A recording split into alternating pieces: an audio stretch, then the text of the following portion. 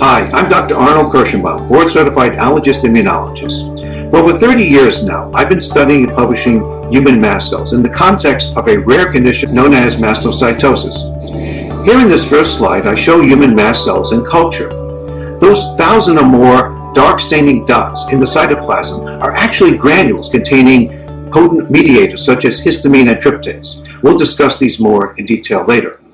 In this next slide, the higher magnification electron micrograph, you see the same human mast cells with some granules in the cytoplasm. When these cells are activated, these granules relocate to the surface and extrude their contents to the outside of the cell, causing local symptoms and even total body symptoms.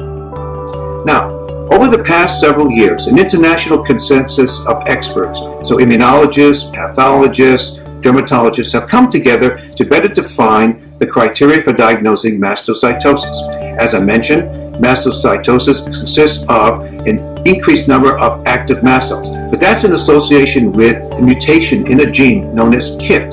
The most common mutation is the D816V mutation, and that is responsible for the increased number and proliferation and activation of human mast cells.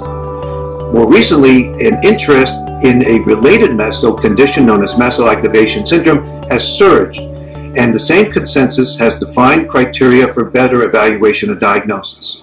So, mast cell activation syndrome is characterized by an increase in human mast cell mediator-related symptoms in association with activation of systemic mast cells. Now, in the remaining minutes of the video, I'd like to discuss several key points. Let's first discuss criteria. The same international consensus has described 3 criteria for the evaluation and diagnosis of mast cell activation syndrome. So the first criteria is that there be an episodic occurrence of typical mast cell mediator-related symptoms occurring in at least 2 target organ systems, such as the gut and the skin. Not all symptoms related by patients can be ascribed to mast cell mediators.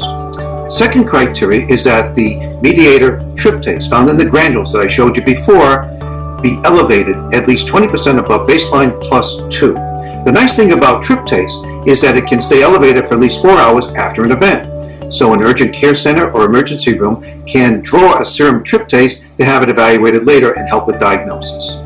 Third criteria is that there be a significant improvement in typical mast cell mediator related symptoms when using drugs targeting these mediators, such as antihistamines or mast cell stabilizing agents. Let's now discuss classification. The same international consensus described 3 classes of mast cell activation syndrome. So if a patient has mastocytosis with the clonal mutation and meets the criteria described, we term that primary or clonal mast cell activation syndrome. Patients with mast cell activation syndrome who have the mutation but don't meet all the criteria are still said to have primary or clonal mast cell activation syndrome. Now, if there's a secondary reason for activation, such as environmental, food, or drug allergies, we term that secondary mast cell activation syndrome. It is very important to fully evaluate all conditions or comorbidities that may be leading to activation.